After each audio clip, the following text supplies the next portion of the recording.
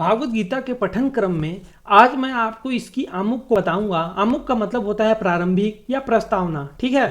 तो आमुख सबसे पहले इस किताब के अनुसार भागवत गीता यथारूप इसी रूप में लिखी थी जिस रूप में अब यह प्रस्तुत की जा रही है।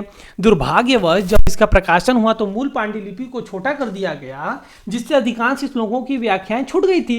मेरी अन्य सारी कृतियों में पहले मूल श्लोक दिए गए हैं, मेरी मतलब लेखक की, ओके। फिर उनका अंग्रेजी में लिपि अंतरण, तब संस्कृत शब्दों का अंग्रेजी में अर्थ, फिर अनुवाद और अंत में तात्पर्य रहता है। इससे कृति प्रामाणिक तथा विद्वतापूर्ण बन जाती है और उसका अर्थ स्वतः स्पष्ट हो जाता है। अतः जब मुझे अपनी मूल पांडुलिपि को छोटा करना पड़ा तो मुझे कोई प्रसन्नता नहीं हुई, मतलब लेखक को कोई प्रसन्नता नहीं हुई। मुझे का मतलब यहाँ लेखक से है। किंतु जब भागवत गीता यथारूप की मांग बढ़ी तब तमाम विद्वानों तथा भक्तों ने लेखक से अनुरोध किया कि मैं मतलब लेखक इस कृति को इसके मूल रूप में प्रस्तुत करे। अतः ज्ञान की इस महान कृति को मेरी मतलब लेखक की मूल पांडुलिपि का रूप प्रदान करने के लिए वर्तमान प्रयास किया गया, जो पूर्ण परंपरागत व्याख्या से युक्त है, जिससे कि कृष्ण भावनामृत आंदोलन की अधिक प्रगतिशील एवं पुष्ट स्थापना की जा सके। हमारा कृष्ण भावनामृत आंदोलन मौलिक ऐतिहासिक दृष्टि से प्रामाणिक, सहज तथा दिव्य है, क्योंकि यह भागवत गीता यथारूप पर आधारित है। यह संपूर्ण जगत में विशेषताएं नई पीढ़ी के बीच अति लोकप्रिय हो रहा है। मैंने क्या कहा, सुना आपने? यह संपूर्ण जगत में विशेषताएं नई पीढ़ी के बीच अति लोकप्रिय हो रहा है भाइयों। यह प्राचीन पीढ़ी के बीच भी अधिक सुरुचि प्रदान करने वाला है। प्रौढ़ इसमें इतनी रुचि दिखा रहे हैं कि हमारे शिष्यों के पिता तथा पितामह हमारे संघ के आजीवन सदस्य बनकर हमारा उत्साहवर्धन कर रहे हैं। लॉस एंजलिस में अनेक माताएं तथा पिता मेरे साथ यह कृतज्ञ व्यक्त करने आते थे कि मैं सारे विश्व में कृष्ण भावनामृत आंदोलन की अगुवाई कर रहा हूं। उनमें से कुछ लोगों ने कहा कि अमेरिकी लोग बड़े ही भाग्यशाली हैं कि मैंने अमेरिका में कृष्ण भावनामृत आंदोलन का शुभारंभ किया है।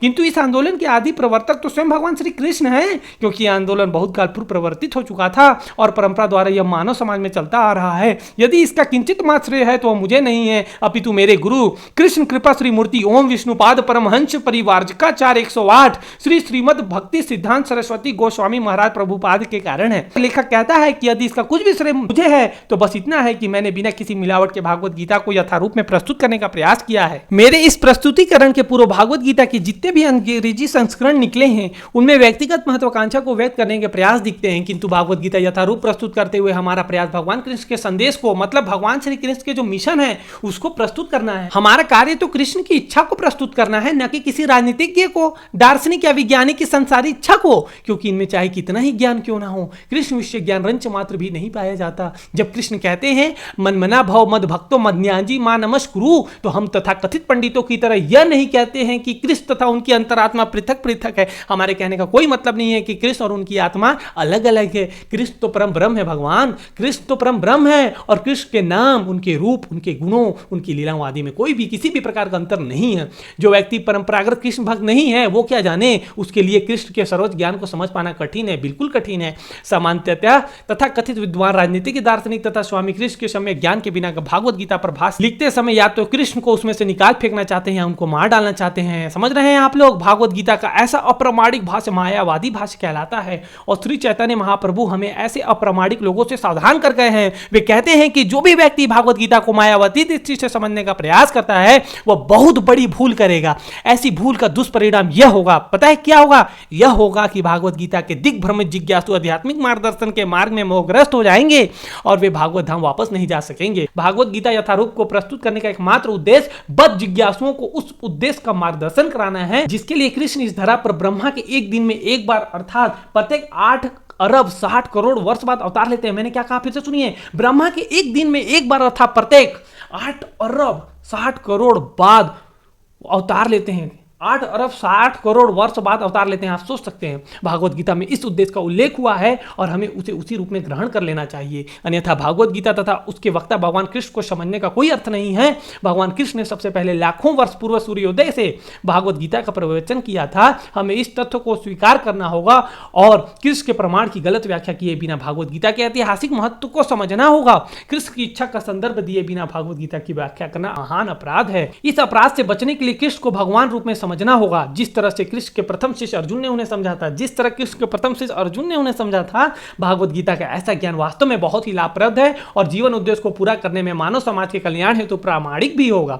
मानव समाज में कृष्ण भावनामृत आंदोलन अनिवार्य है क्योंकि यह जीवन की चरम सिद्धि प्रदान करने वाला है। ऐसा क्यों है, इसकी पूरी व्याख्या मैं आपको बताता हूं। इसकी पूरी व्याख्या भागवत गीता में हुई है। दुर्भाग्यवश संसारी झगड़ालू व्यक्तियों ने अपनी अशुरी लालसाओं को अग्रसर करने तथा लोगों के जीवन के सिद्धांत को ठीक से न समझने देने में भागवत गीता से लाभ उठाया है। प्रत्येक व्यक्ति को जानना चाहिए कि ईश्वर या कृष्ण कितने महान हैं और जीवों की वास्तविक स्थितियां क्या हैं। प्रत्येक व्यक्ति को यह जान लेना चाहिए कि जीव नित्य दास है और जब तक वह कृष्ण की सेवा नहीं करेगा तब तक वह जन्म मृत्यु के चक्र में पड़ता रहेगा।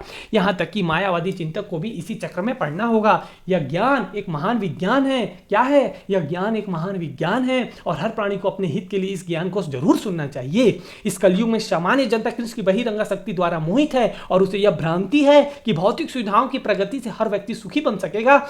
उसे इसका ज्ञान नहीं है कि भौतिक या बहिरंगा प्रकृति अत्यंत प्रबल है क्योंकि हर प्राणी प्रकृति के कठोर नियमों द्वारा बुरी तरह से जकड़ा हुआ है जो हम सोच भी नहीं सकते हैं।